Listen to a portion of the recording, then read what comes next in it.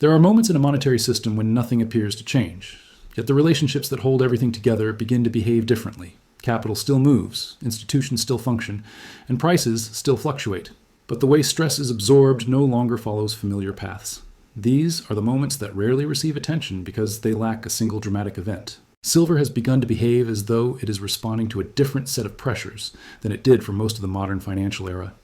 That change is not loud, it is not obvious.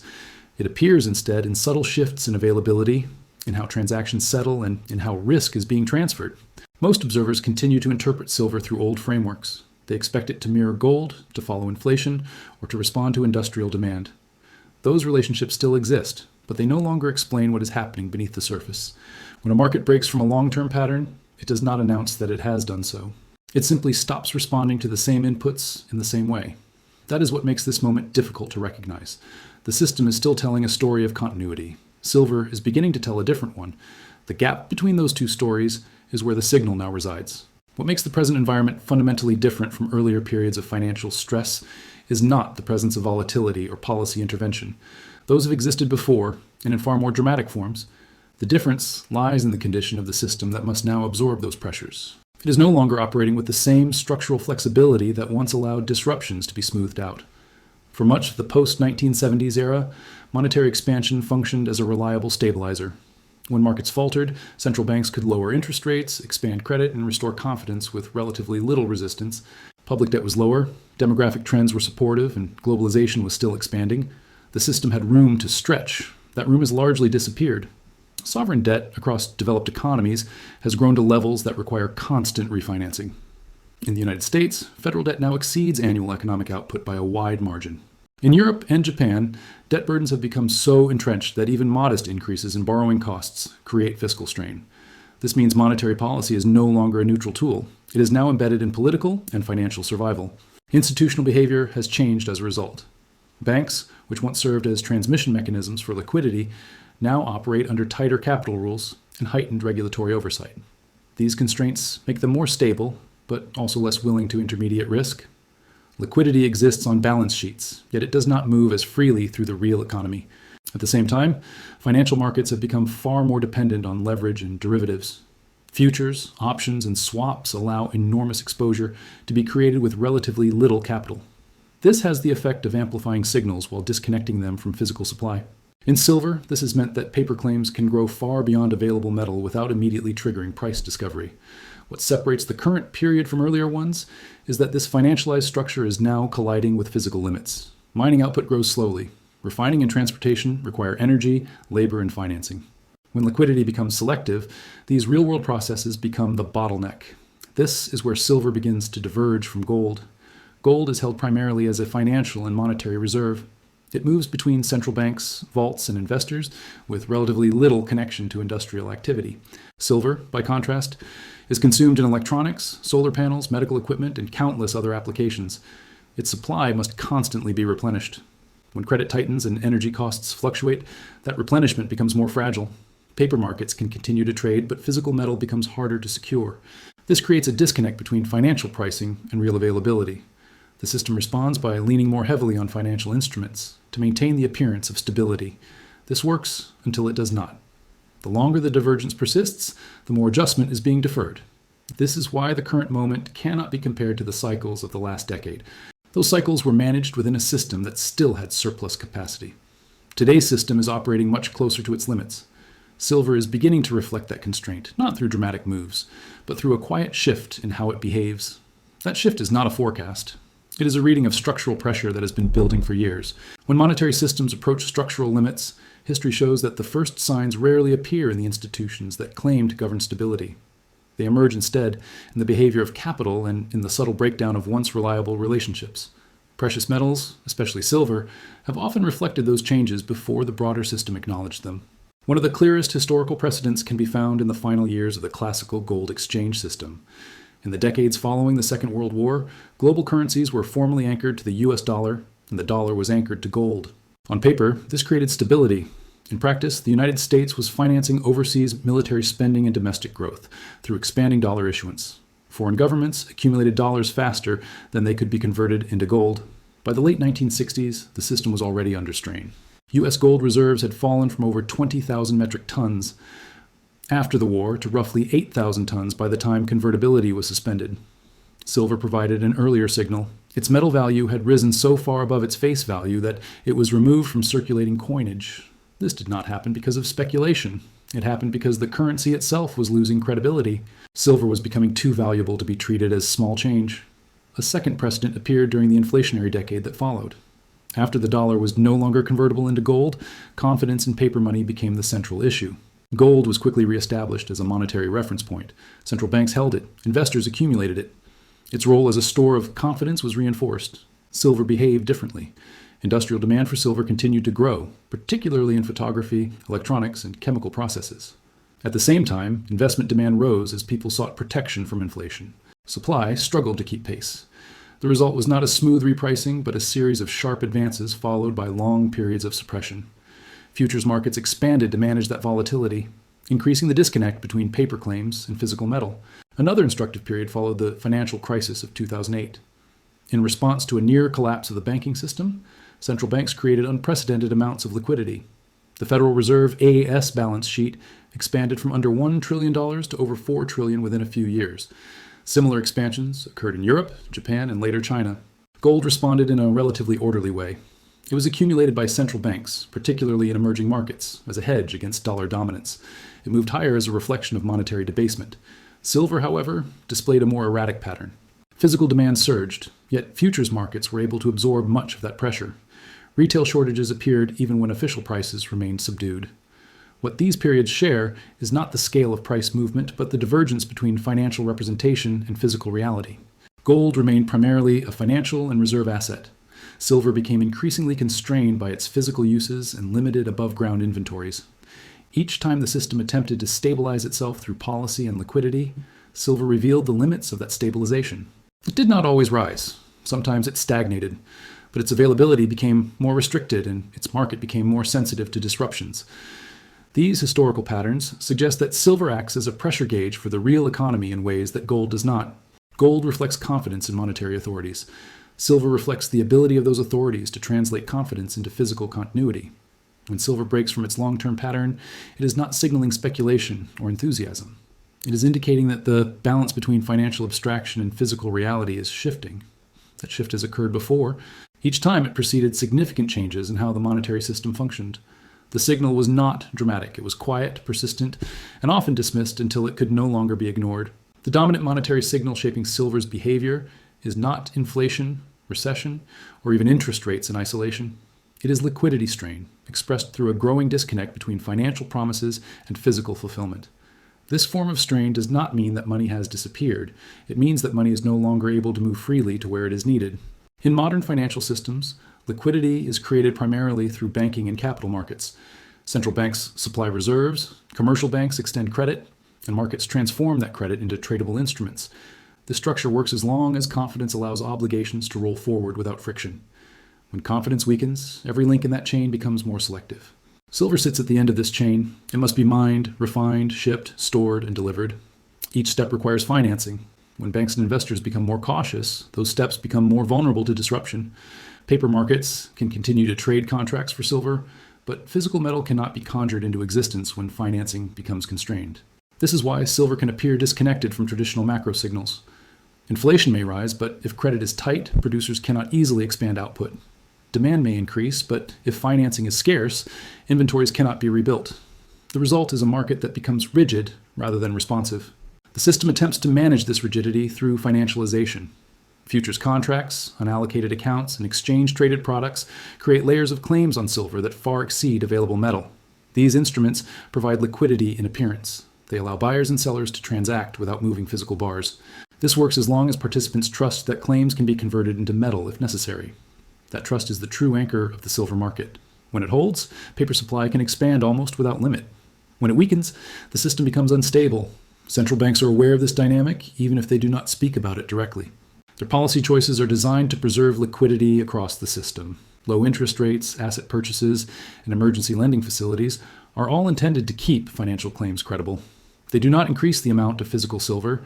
They increase confidence that paper claims will be honored.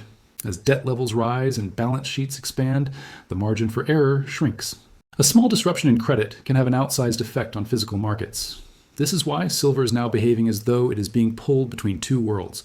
One is the world of financial liquidity, the other is the world of physical constraint. The primary signal is that these two worlds are no longer aligned.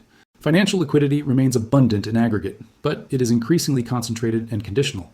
Physical markets require steady, reliable financing. When that reliability fades, stress accumulates. Silver reflects this stress not through continuous movement, but through tension. It becomes harder to source. It becomes more sensitive to disruptions. It becomes less willing to behave like a simple financial instrument. This is not a prediction of failure. It is an observation of strain. The monetary system can continue to function under strain for a long time. But when liquidity becomes fragmented, assets that depend on physical continuity begin to reveal that fragmentation. Silver is now revealing it. The primary signal of liquidity strain does not exist in isolation. It is echoed across multiple markets that, at first glance, appear unrelated. When viewed together, these secondary signals form a consistent pattern that reinforces what silver is already suggesting. Bond markets provide the first confirmation. Government bonds are meant to represent the risk-free foundation of the financial system. Their prices and yields are not merely indicators of inflation or growth, but of trust in sovereign balance sheets. Over the past 2 decades, central banks have intervened repeatedly to stabilize bond markets through asset purchases and yield control. These interventions have kept borrowing costs low, but they have also created a dependency. When markets require constant support to remain orderly, it indicates that organic demand is no longer sufficient. This matters for liquidity because government bonds are used as collateral throughout the financial system. Banks, hedge funds, and clearinghouses rely on them to secure short-term funding. When confidence in that collateral weakens even slightly, the availability of credit tightens. This tightening does not show up as an immediate crisis. It appears as higher margins, reduced leverage, and more selective lending. These are all symptoms of liquidity strain. Currencies provide a second confirmation. In theory, exchange rates should reflect relative economic strength. In practice, they increasingly reflect policy choices. Competitive devaluations, foreign exchange interventions, and capital controls have become common tools. This erodes the perception that any currency represents a stable store of value over long periods. As currencies lose their anchoring role, capital becomes more mobile and more cautious. Funds move not toward productivity, but toward perceived safety.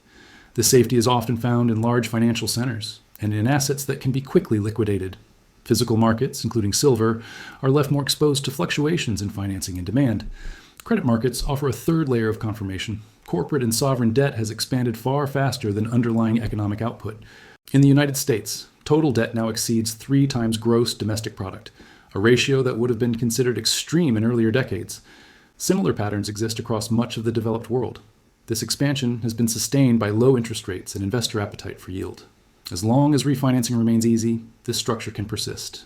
When refinancing becomes more expensive or uncertain, stress spreads rapidly. Companies delay investment. Governments face fiscal pressure. Banks tighten standards. Silver is sensitive to these shifts because its supply chain depends on credit. Mining companies rely on financing to develop projects. Refiners and fabricators rely on working capital to process metal. End users rely on trade credit to purchase it. When any part of that chain tightens, the entire market becomes more fragile.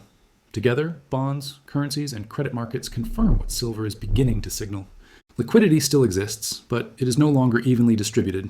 It flows where confidence is highest and withdraws where risk is perceived. Physical markets sit at the edge of that flow.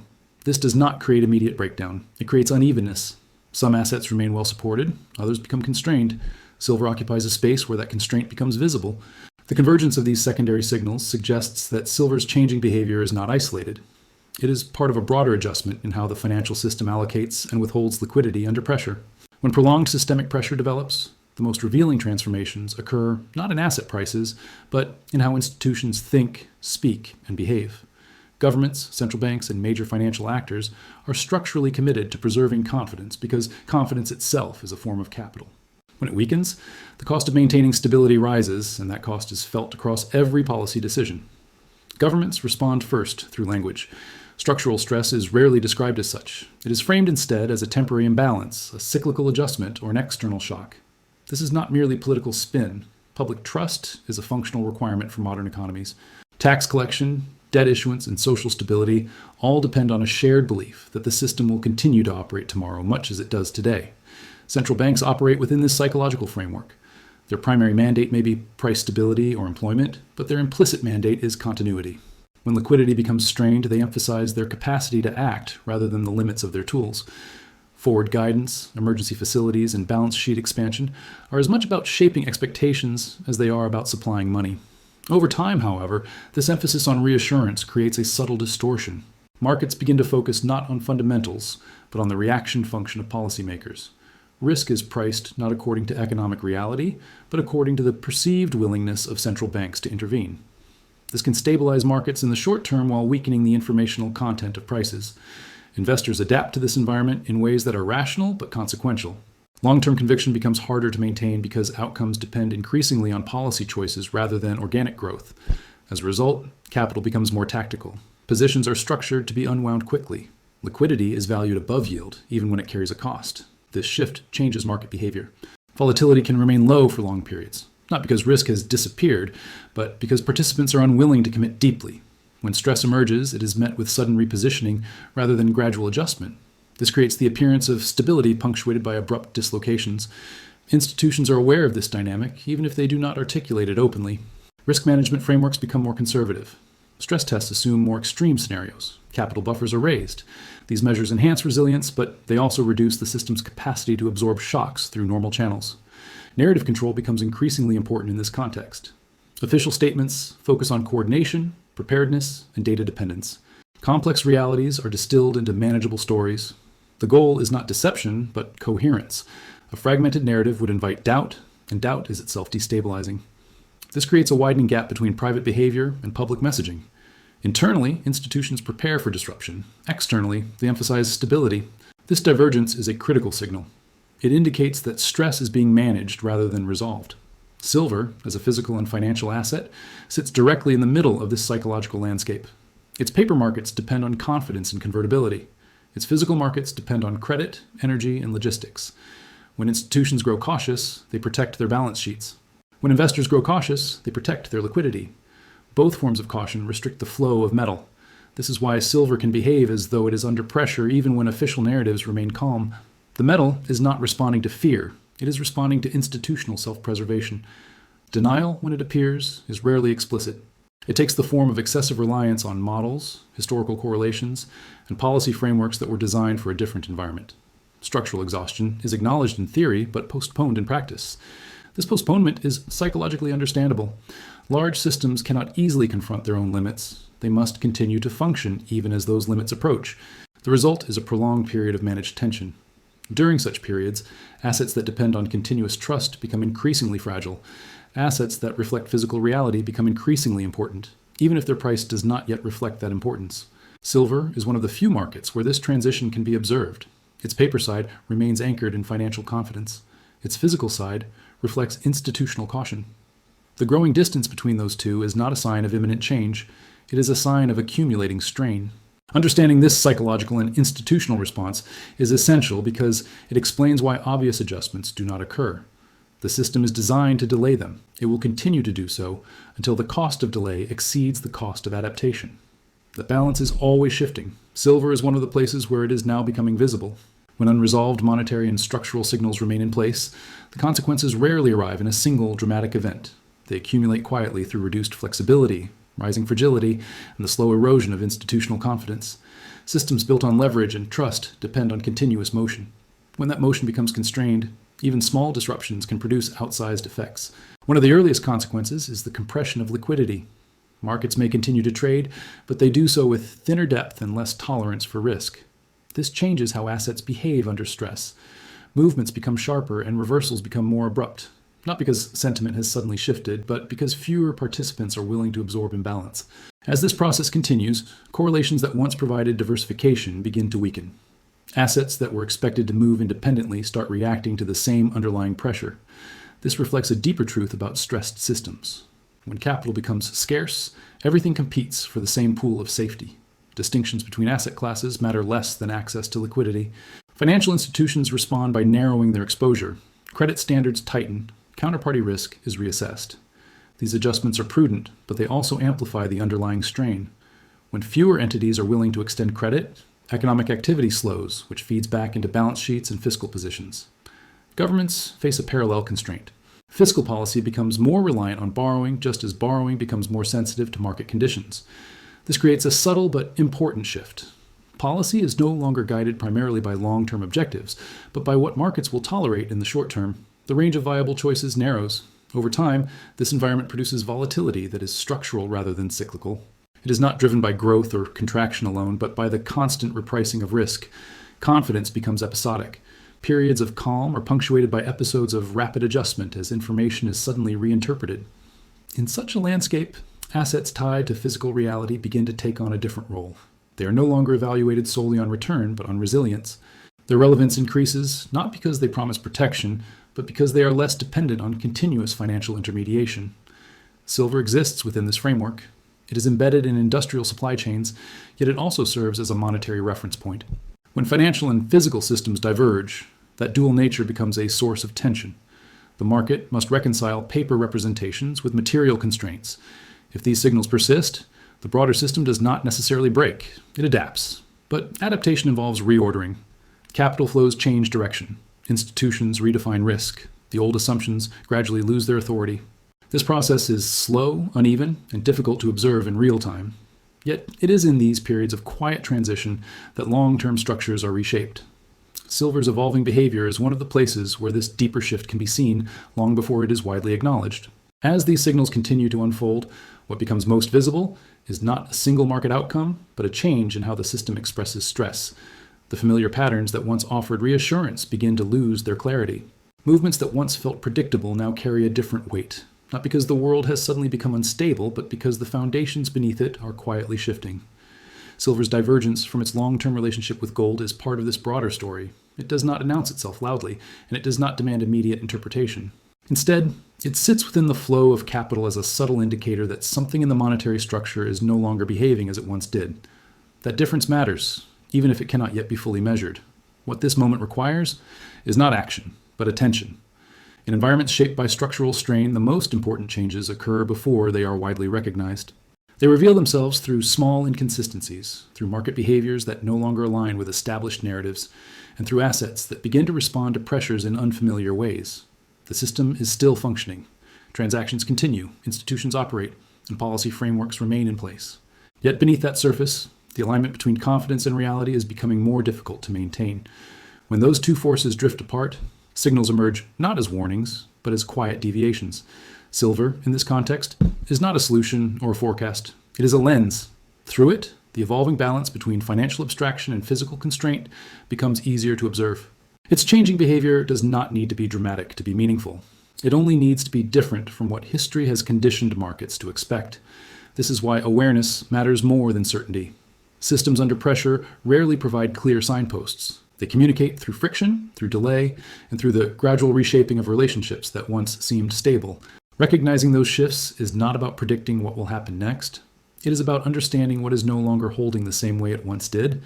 As long as these signals persist, the story remains unfinished. The patterns will continue to evolve, and their implications will become clearer only in hindsight.